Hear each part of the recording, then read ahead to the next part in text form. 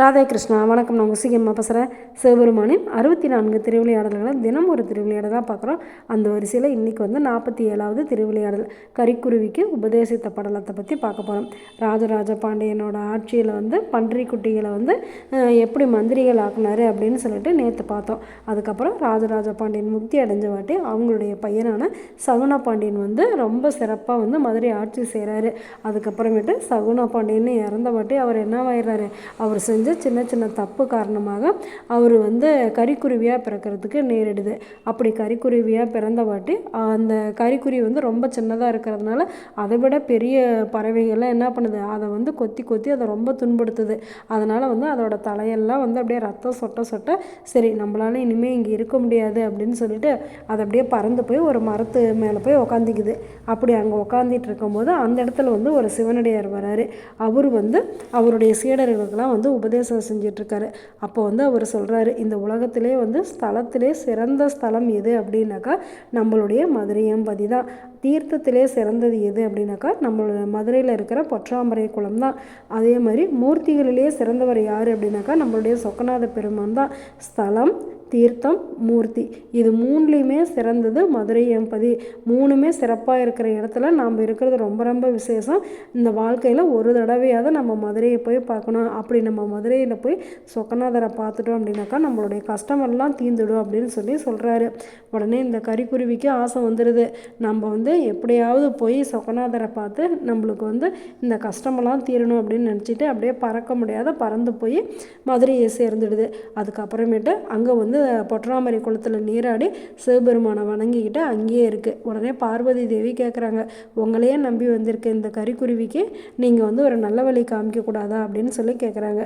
உடனே சிவபெருமான் என்ன பண்ணுறாரு, அந்த கரிக்குருவிக்கு முன்னால் தோன்றி அதுக்கு மிருத்யுஞ்ச மந்திரத்தை உபதேசம் பண்ணுறாரு. உனக்கு இனிமேல் எந்த நோய் நொடி எதுவுமே இருக்காது, நீ எப்போவுமே சந்தோஷமாக இருப்ப அப்படின்னு சிவபெருமான் வாழ்த்தினதுமே அதுக்கு ஞானம் வந்துடுது. அதுக்கப்புறமேட்டு அது சிவபெருமான் கிட்ட கேட்குது, எனக்கு ஒரே ஒரு குறை மட்டும் இருக்குது, அதை நீங்கள் தான் தீர்த்து வைக்கணும் அப்படின்னு சொல்லி கேட்குது. உடனே சிவபெருமான் என்ன குறை சொல்லு, உடனே தீர்த்தரலாம் அப்படிங்கிறாரு. நான் பறவையிலே ரொம்ப சின்ன பறவையாக இருக்கிறதுனால தான் மற்ற பறவைங்கள்லாம் என்னை ரொம்ப துன்புறுத்துகிறாங்க. அதனால் என்னை எப்படியாவது பெரிய பறவையாக மாற்றிருங்க அப்படின்னு சொல்கிறாங்க. உடனே சிவபெருமான் என்ன பண்ணுறாரு, நீ உருவத்தில் சின்னதாக இருந்தாலும் நீ ரொம்ப வலிமை உடையவனாக அதனால் உனக்கு வலியான் அப்படின்னே பேர் கிடைக்க போகுது அப்படின்னு சொல்லிடுறாங்க. உடனே அந்த கரிக்குருவி என்ன சொல்லுது, தனக்கு மட்டும் இந்த பலன் கிடைச்சா போதாது அப்படிங்கிறதுக்காக தன் இனத்துக்கே இந்த வலிமை கிடைக்கணும் அப்படின்னு சொல்லி சிவபெருமானை வேண்டிக்குது. கரிக்குருவி தனக்கு மட்டும் இல்லாத தன்னுடைய இனத்துக்கே வரம் கேட்டதுனால சிவபெருமான் ரொம்ப சந்தோஷப்பட்டு அந்த வரத்தை கொடுத்துட்றாரு.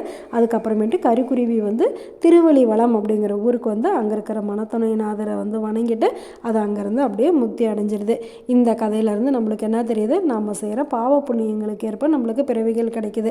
அப்படி அது கரிக்குருவியாக பிறந்தாலும் அதோட காதலில் இந்த சிவ உபதேசம் கிடைக்கணும் அப்படின்னு எழுதியிருக்கு. அதனால் அது இறைவனையே நம்பி மதுரைக்கு போனதுமே சிவபெருமானே அதுக்கு மிருத்யுஞ்ச மந்திரத்தை உபதேசம் பண்ணியிருக்காரு அப்படின்னாக்கா அது எந்த அளவுக்கு பக்தியாக இருந்திருக்கணும். அதே மாதிரி தான் நாமளும் நம்மளை சுற்றி இருக்கிற விலங்குகளுக்கு ஒரு உணவு கொடுக்கும்போதோ அதை பார்க்கும்போதோ நீங்கள் மனசார அதுக்கு ஏதோ ஒரு கடவுளோட நாமத்தை சொல்லுங்கள். அந்த நாமம் அதோட காதில் விழுந்ததுன்னா அதோட பாவமெல்லாம் போயிடும்.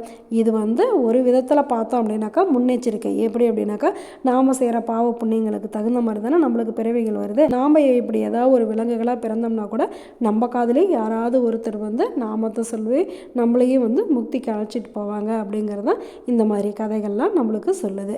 நாளைக்கு என்ன சொல்ல போகிறாரு அப்படின்னு சொல்லி பார்க்கலாமா? நல்லது நினைப்போம், நல்லதே நடக்கும், ஆனந்தமாக இருப்போம். ஓகே, பாய். ராதே கிருஷ்ணா.